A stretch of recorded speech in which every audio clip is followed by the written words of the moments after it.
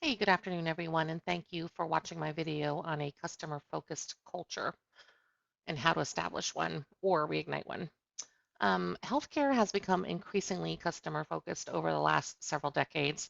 Long gone are the days when patients could just accept the service they received from doctors and nurses because they had no choice um, on where they were receiving care, or because healthcare back then, and not that long ago, maybe 20 years ago, was not focused on customer service at all. Um, Enter the age of Google. Google came in, and then many changes and challenges, started in healthcare. For example, the increase in the baby boomer population, which means there are more patients to take care of. And then there's an increased competition between healthcare organizations providing care and a potential shortage of healthcare providers in the next decade or so. And this creates a challenge where you need to capture your patient slash customer service group and be able to hold on to them or attract them. In order to succeed, healthcare organizations, including our practice, Hematology Oncology Associates of Fredericksburg, must become more patient-centered and focus on delivering high-quality healthcare as well as impeccable customer service at all levels by all staff, regardless of their role in the practice. So let's take a look at where Hematology Oncology Associates is today and what our current culture is.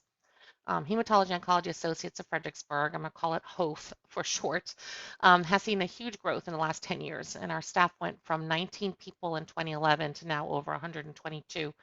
And we now have a new competitor in our community, Virginia Oncology Care, VOC for short, who also provides oncology and hematology care to patients with a similar number of providers, but a much smaller overall supportive staff.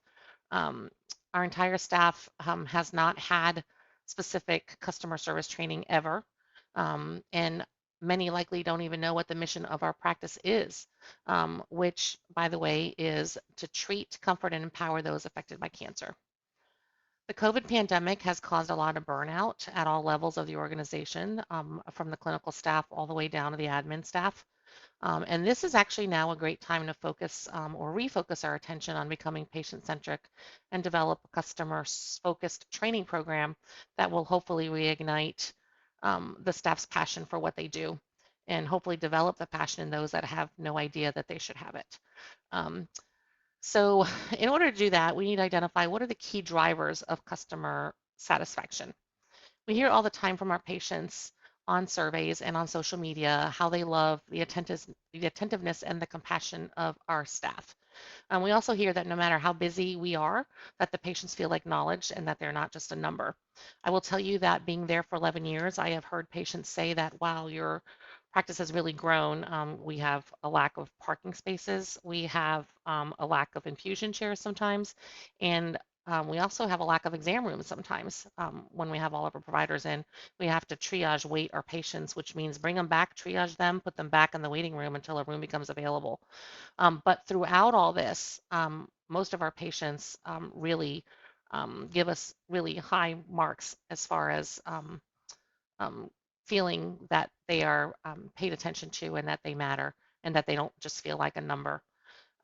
In order for our patients to feel well taken care of, they need to A, feel that we communicate with them. I think that's number one. B, feel that we can take care of them when they need care promptly, immediately, whether in person or by phone. C, that they can trust us literally with their lives because most of our patients have cancer. And D, that we treat them with respect and dignity. If we can make sure that all of these criteria are met and that our staff understands the importance of these criteria, then we'll continue to succeed and even exceed expectations of our patients and our employees as well because they'll become happier. So where do we start with this? A few things to consider here. Resources, and I mean, by resources, I mean people, time, and money. We're short of um, 2 out of 3 anyway. I'm not, yeah.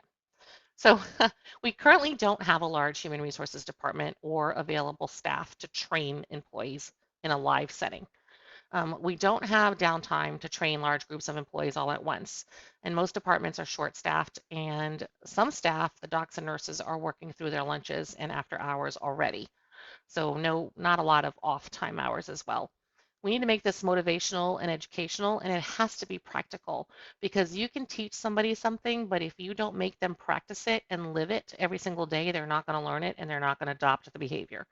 So the skills we educate our staff must be practiced and reinforced almost daily, not just learned or filed away, never to be used again. So one of the other challenges in educating or refocusing our staff on customer service is that we have to find time in the workday to accommodate this if at all possible, not expecting the employees to come in early or to stay late for many reasons. One is morale. They're already struggling with work-life balance and burnout, and for financial reasons too, because we don't want to start paying overtime around the clock, if you will, or around the year, if you will, to get these training programs in place.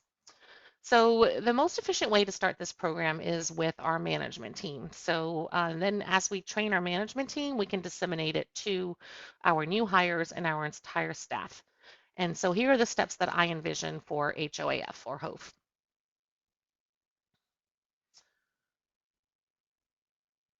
Number one, sign up all the managers for LinkedIn Learning. LinkedIn Learning has a video and training library on all sorts of topics, including better communication, team building, burnout, customer service, motivation, etc. Huge library.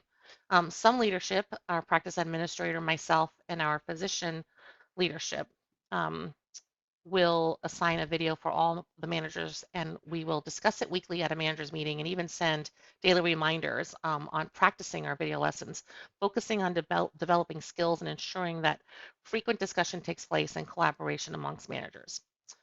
Managers will be key to training their staff and disseminating information so that learning communication skills, team building, customer service, et cetera, will be the goal here.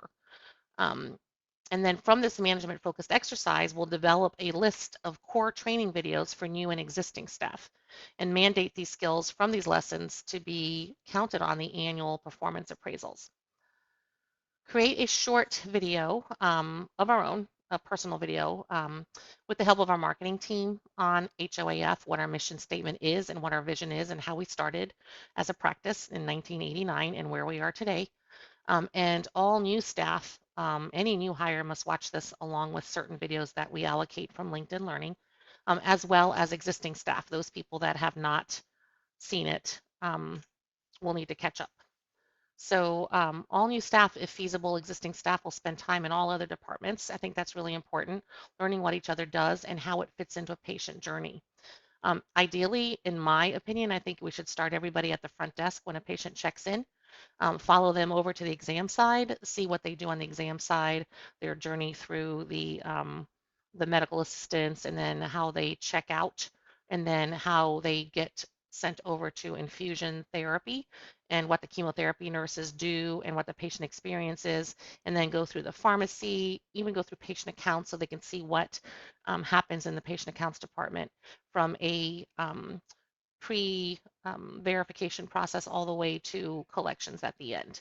And then by doing this, I think everybody will A, form some team building, and B, take away any notion of this is not my job and help staff understand each other's role and encourage collaboration. Um, and then the other thing I think we can do to sort of help with customer service mentality or focus is develop an employee or develop an employee of the month or an employee of the quarter program and make it based not only on peer surveys but also on patient surveys, sort of like what the hospitals do with the DAISY Award. This will encourage and remind our staff that customer service is indeed a key component of success at HOAF. And then also develop a mentor program for successful and patient-centric employees at HOAF who can be recognized and rewarded for mentoring new and existing staff on our customer service standards that we develop. So let's talk about the cost for doing this thing. Um, this is the good news. This can be done at a relatively low cost. Hope is having a lot of growing pains right now, which is why this is a perfect time to start this. But we need to take into consideration expenses. We have a new building going up. We have 3 more new providers getting ready to start, which requires the support team underneath them to be hired. And of course, any changes and uncertainty that's going on right now with the OCM oncology care model and with reimbursement in general. So we need to really look at our pocketbooks for this. The cost of LinkedIn Learning is less than $20 per month per employee for a yearly subscription. and the cost for an Employee of the Month quarter can be nominal. It depends on what we want to set it at. Parking is such a premium at HOAF that you could even offer a parking spot and a gift card, maybe $250 for the quarter, or time off with pay, which really wouldn't really cost anything monetary upfront. The cost for producing videos that are host specific is currently included in the package that we have with our marketing company, Epiphany. So we just need to allocate one of those for recording the video for this particular purpose.